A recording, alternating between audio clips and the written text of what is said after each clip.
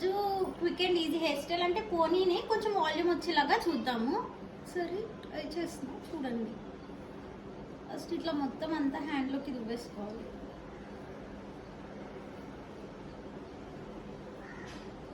హ్యాండ్లోకి ఇట్లా మొత్తం దువ్వేసిన తర్వాత బ్యాండ్ ఉంటుంది కదా, అది చూపించాను.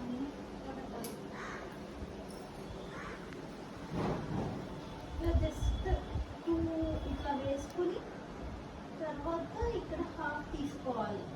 హాఫ్ పార్టీషన్ లాగా తీసుకుని నెక్స్ట్ దానికి ఇట్లాగా ఇట్లా పుల్ చేసి తర్వాత మొత్తానికి కలిపి ఒకసారి చేయాలి.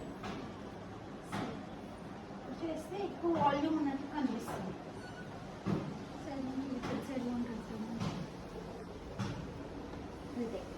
ఇప్పుడు ఇట్లా ఉంటే కొంచెం వాల్యూమ్గా అనిపిస్తుంది. అది థిన్ హెయిరే బట్ చూడండి కొంచెం ఇట్లా బాగుంటుంది.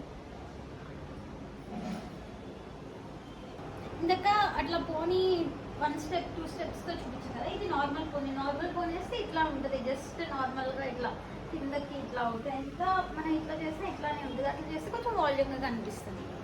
అంతే, జస్ట్ మీకు యూజ్ అవుతుందని చెప్పాను. అంతే, బాయ్.